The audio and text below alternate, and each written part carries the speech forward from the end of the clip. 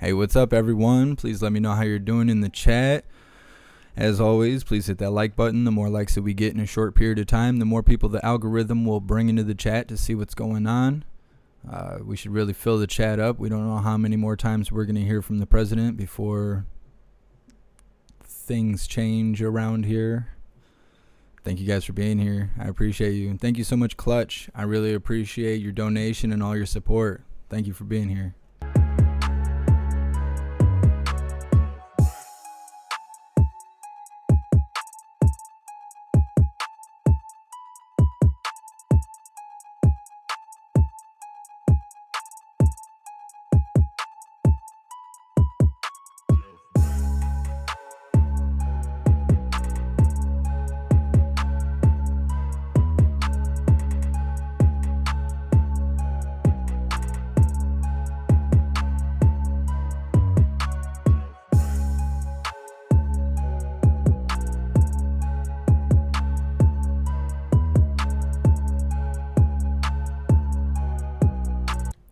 You know, honestly, I don't know what he's going to announce. I know people are hoping for some good stuff, but I'm not sure that we will hear that in this speech. I think we'll see some more action before we hear a speech like what we're hoping for. I think that's the best way I can put it.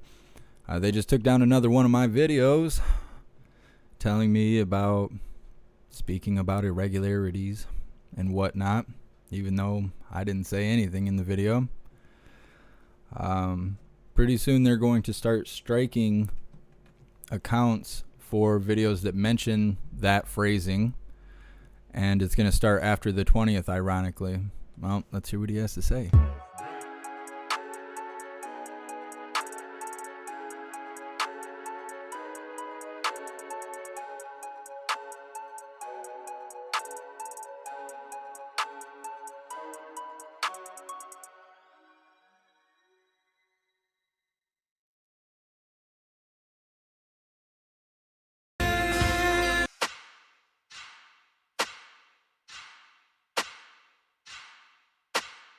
Great honor to be here. We worked long and hard. Please sit down. We worked long and hard to get this done.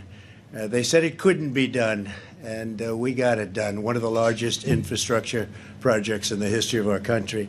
I'm honored to be here in the Rio Grande Valley with the courageous men and women of Customs and Border Patrol. These people are incredible. They're really incredible. I've gotten to know you very well over the last 4 years. Many of you are friends from all of the work we did in designing the wall. We got it exactly as you wanted it. Everything, including your protective plate on top. I say, why did we put that? And they said, we need it for extra protection, climb plate. And we have everything you want. It's steel, it's concrete inside the steel, and then it's rebar, a lot of heavy rebar inside the concrete. and it's as strong as you're going to get and strong as you can have, but we gave you 100% of what you wanted, so now you have no excuses. I didn't want you to have any excuses. And you set records, and we can't let the next administration even think about taking it down, if you can believe that.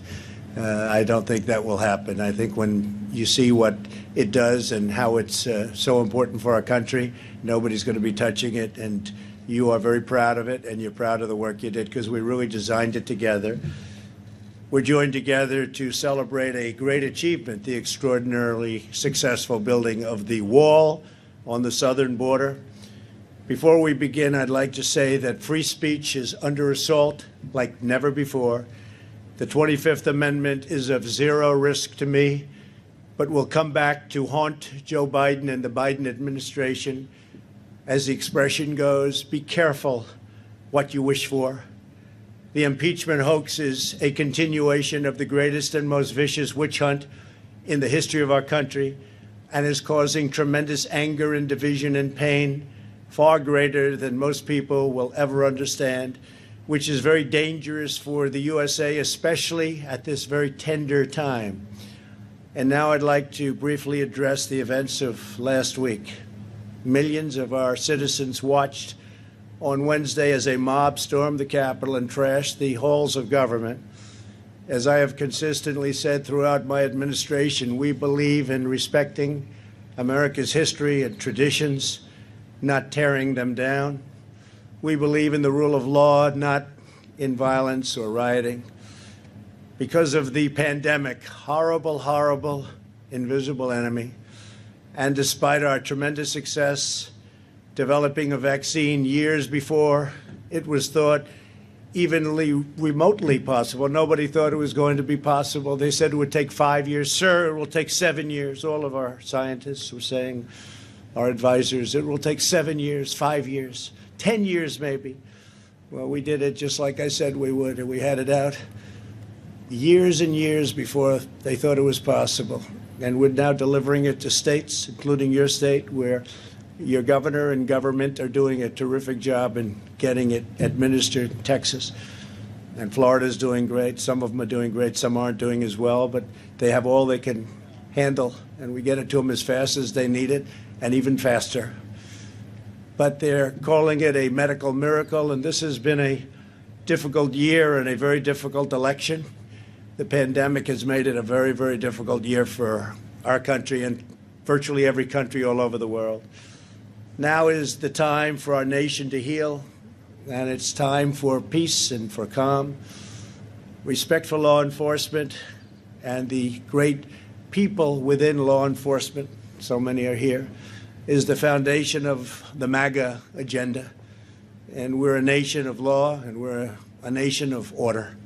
That is why we're here today to talk about what we must do to uphold the rule of law in America and how we must continue to support our law enforcement heroes, which is exactly what you are. Do you feel like a hero? Yeah, I think you do, right?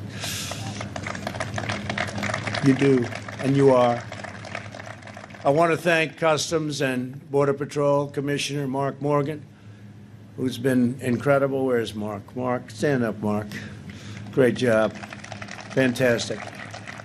Chief Patrol Agent Brian Hastings. Brian, thank you very much. Great job. He's so happy with it. He said, sir, this really works. And most importantly, the brave law enforcement officers who risk their lives every day to protect our families and our country. I also want to thank a tremendous gentleman, a friend of mine, Tom Holman.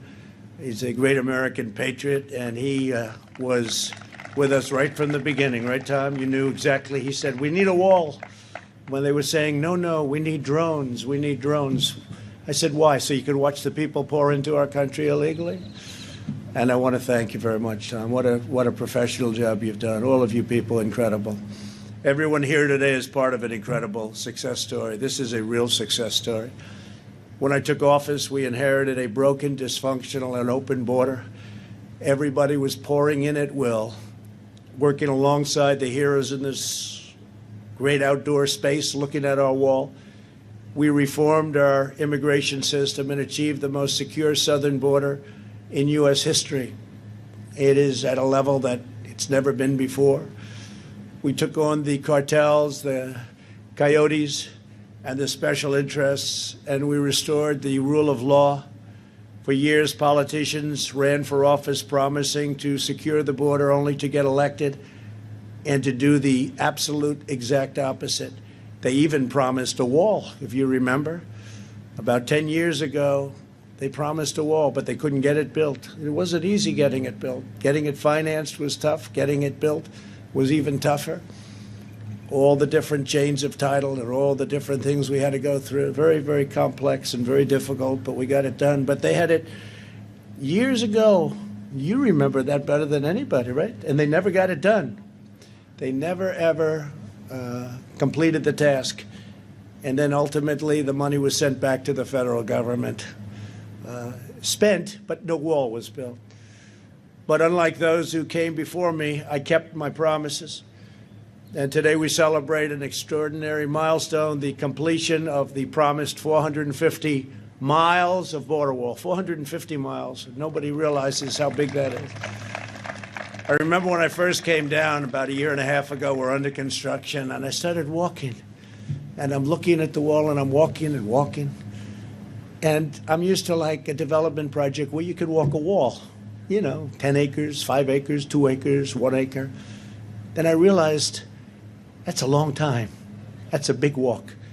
A lot of the wall you have is incredibly natural. You have the mountains, you have the rivers, you have some very powerful water areas, you have some areas that are virtually impossible to get by, so we didn't need walls everywhere, but where we needed them, because it's been so successful that we've added nearly 300 miles, and that's currently under construction. This was our original wish, to get these areas done where there was such trouble. And now we have it. It's either in construction or pre-construction, an additional 300 miles. In every region that we've built the wall, illegal crossings and drug smuggling have plummeted, absolutely plummeted. In the Rio Grande Valley, crossings have dropped nearly 80%. In Yuma, Arizona, illegal entries have been slashed by 90%. Nationwide, ICE and Border Patrol have seized over 2 million pounds of fentanyl, heroin, meth, and other deadly narcotics, saving thousands and thousands of lives. We've arrested nearly 500,000 illegal aliens with criminal records, some with very serious criminal records of the type you don't want to know about, like murder.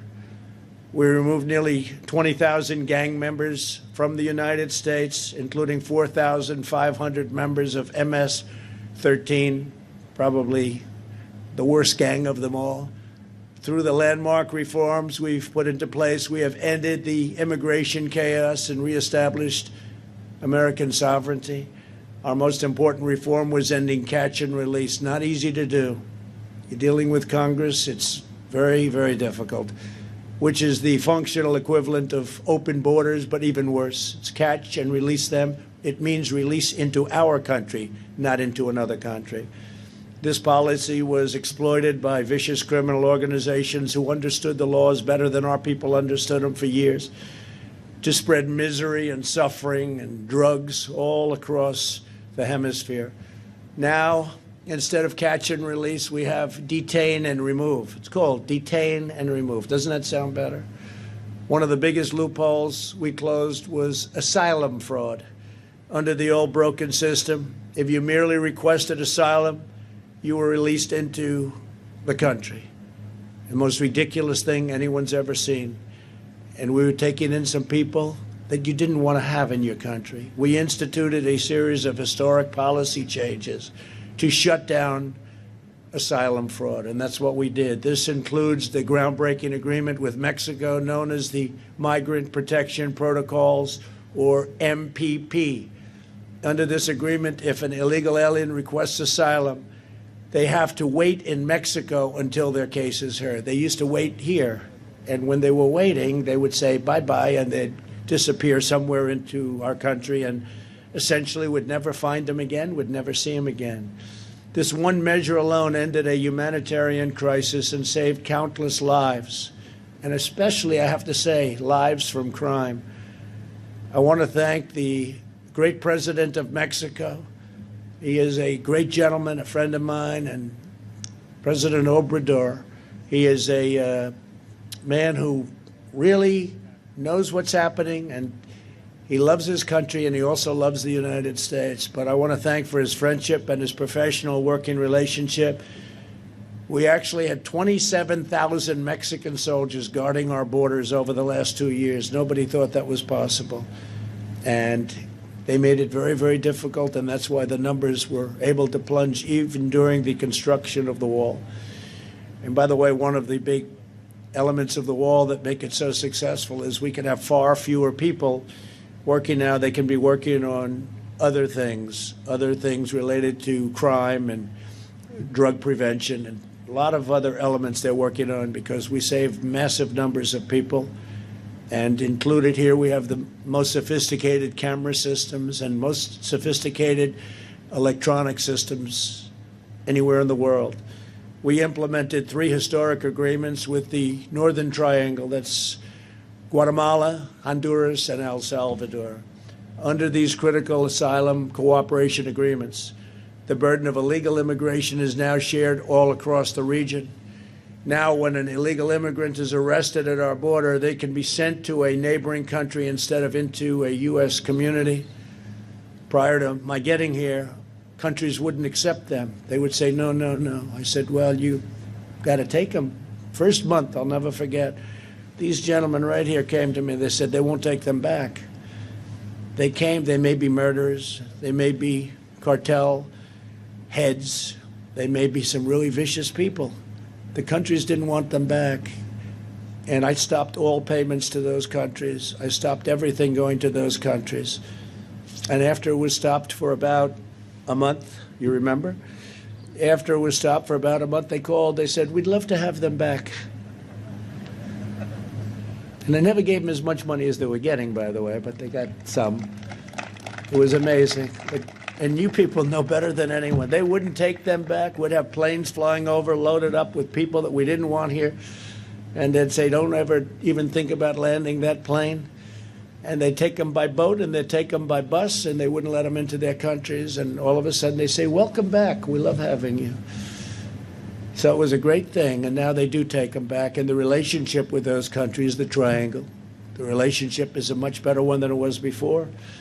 In addition to our agreements with Mexico, Guatemala, Honduras, and El Salvador, we have systematically reformed the regulatory code to return asylum to its original legal meaning and purpose, not a free ticket for entry. A recent comprehensive report by the Department of Homeland Security and Justice show how effective our reforms have been and how disastrous their removal would be. It would be a disaster for our country. I know they're thinking about removing them. I hope they don't do that. I hope they don't do that. It'll be an absolute travesty for our country. The report conclusively proves once and for all that aliens released at the border remain at large in the country and do not return home. They won't go home. And you rarely find them. It's very tough to find them. So we have aliens released in our country, many of whom are serious criminals. And we've stopped that. Don't ever start that process again. By contrast, under our policies, 98% of aliens that remain in DHS custody are removed. Simply put, if you enter the United States illegally, you are apprehended and immediately, safely removed from our country. Without this core principle, there is no border, there is no law, there is no order. My administration also instituted vital public health measures on the border in response to the China virus. Under Title 42 of the U.S. Code, illegal immigrants are being promptly removed to protect the health of border agents, other migrants and local communities, and the public at large.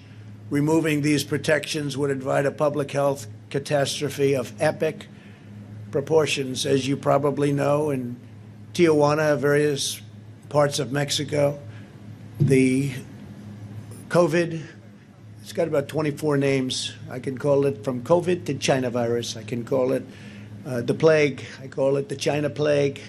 A lot of different names. But we always call it the invisible enemy. But the invisible enemy has been very tough on Mexico. And we have areas along the border where we're in great shape because right there, because of that we're in great shape. But on the other side in Mexico, they're suffering greatly with the virus. It's been incredible what we've achieved. And we didn't do the wall because of COVID. We did the wall because of security and drugs and other things. But it turned out that in the middle of it all, along came this horrible plague. We inherited a dangerously lawless border.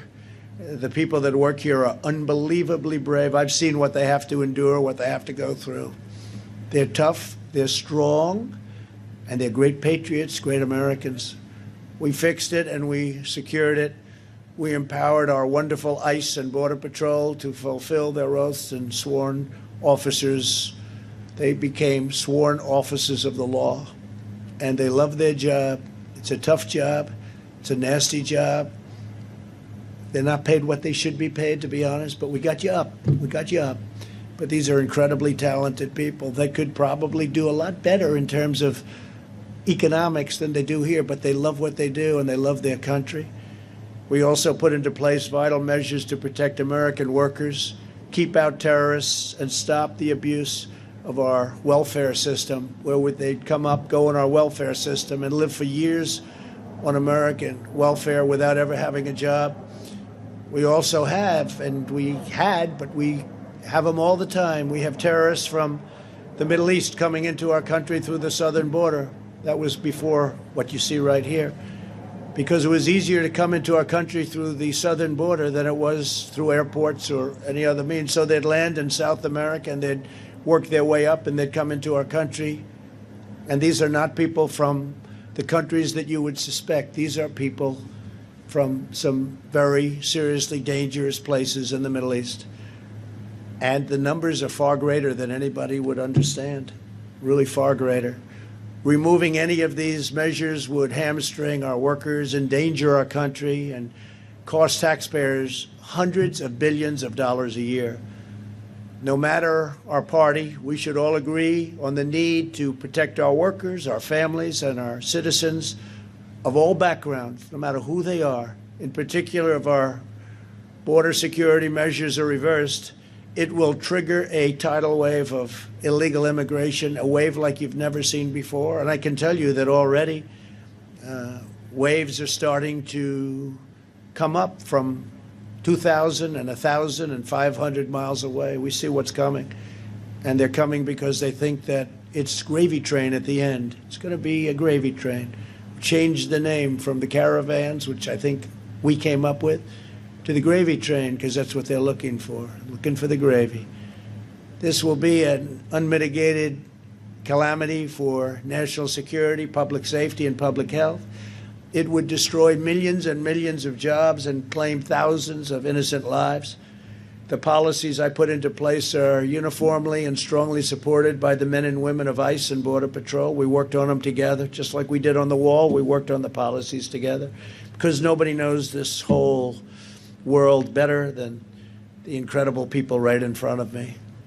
To terminate those policies is knowingly to put America in really serious danger and to override the great career experts that have worked so hard, those from DHS. At this very moment, smugglers and coyotes are preparing to surge the border if our policies are loosened or removed. I mean, they're literally waiting, big groups of people, some of them very unsavory, I might add. This is an entirely preventable tragedy. It's waiting to happen. The safety of our nation must come before politics. We have many disagreements in the country, but we should all agree the urgent need to secure our borders, protect our homeland, and allow law enforcement to fulfill its mission without political interference. ICE and Border Patrol agents swore a sacred oath to uphold the law, and no political appointee should ever order them to violate that oath. These are real experts. They really get it. And I'll tell you who else gets it. The Hispanic population of our country gets it. Because not only did I win Texas in historic numbers, but I won border towns, which are largely Hispanic. And people were amazed to see that. And the numbers, they say, were, Governor of Texas called, Greg, great guy, great governor, called. He said, you had numbers that nobody's had since Reconstruction. Reconstruction means Civil War, and largely Hispanic. They understand it better than anybody, and they want law enforcement to help them live safe lives. The laws that Congress passed must be upheld. To the men and women of ICE, Customs and Border Protection, and all across DHS, law enforcement in general, you have earned the everlasting gratitude of our nation. You have no idea how much our nation loves you and respects you. I don't think you do have an idea, but it's true. I only hope and pray that your voice will be heard, honored, heeded, and respected long into the future. God bless you, God bless law enforcement, and God bless America. Thank you very much. Thank you. Great.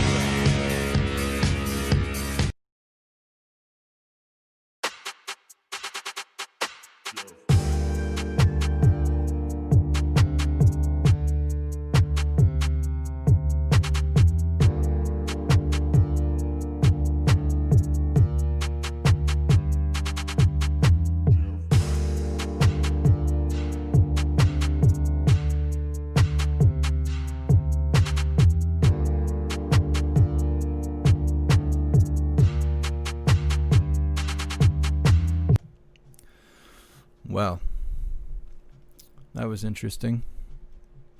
Yeah, it did seem like low energy, but look at everything that's going on. Well, I'm sure probably a third of you just sit with your head in the sand, but 1 second.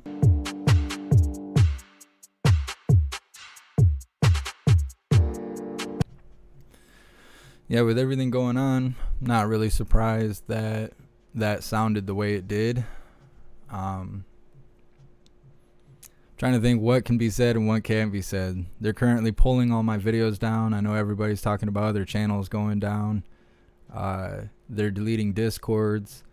As you probably seen, Parler is gone now. Everybody's saying to get on Gab. Gab's on the list too. They're about to go down. There is like alternative social media, but it's all being watched. You know, they can see the flow of traffic. They shut something down, and you know, they can see everybody pour into the new app. You know, I had somebody on Discord say that they couldn't get into an 18 or older channel without sending a copy of their ID to Discord to be reviewed for their age. Lots of interesting stuff going on right now. And lots of interesting ideas from people I see in the chat, people I talk to on Discord, just people in general. Gotta just be patient. Gotta be patient. Losing hope is ignorant, and it's not in the cards. Gotta just be patient. Yeah, I'm on BitChute and all that other stuff. What I'm probably gonna start doing, and I'm gonna have to do it with this video, I'm sure, is I'm gonna have to pull it off YouTube and then put it up on BitChute. So we'll just go live here and on DLive. Shout out to everyone on DLive. And then once it's archived, then I'll have to pull it down and put it on BitChute and platforms like that, because YouTube's starting to delete all my videos. Now, interestingly, they're not going to start flagging accounts and striking them and deleting them until the 20th. Right now, they're just deleting everything and giving warnings. But on the 20th, they're going to start deleting channels and stuff. I mean, it's happening. Lots of people I know are deleted off Twitter. Some people are deleted off Twitter and haven't used their account all year. They're definitely filtering everything. But you got to just keep your eyes and ears open. You can't lose hope. You got to follow the truth, but you have to be patient. You can't be acting foolish, saying foolish things, attempting foolish things, because it'll just make everything worse. I'm sure many of you can see. Look at the way that they're talking about anybody that wears bars and stars. You'd think you were a terrorist, the way people talk about it. Blend in. Stay smart.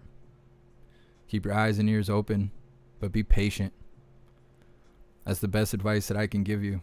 I know people don't know what to do. People are feeling scared. Yeah, that's the best advice I can give. Because anything else, you're just going to cause problems for yourself and anybody who feels the same way you do. So yeah, but I'm going to keep my eyes open. Hopefully there's more stuff going on today that we can cover. I know I've heard rumors of lots of different scheduled hearings and stuff like that. We will most likely try and cover that. But until then, thank you guys for being here. If you're new here, please subscribe. Make sure you hit the bell icon. Please join the Discord so you can be notified every time we go live. Yeah, big shout out to everyone that made donations. Thank you so much, JVS, H-Town. Thank you so much, Marlene and Clutch, for your donations. I really appreciate all of you. Thank you so much. Thank you, Mandy, for joining the membership program, and welcome to the family. You're officially a hooligan. So yeah, big shout out to all of you. Thank you everyone that's purchased any merch. All of you are what is keeping the channel going. I couldn't do this without you. Thank you so much for being here. And until then, until next time, stand tall, shine bright. That's a wrap.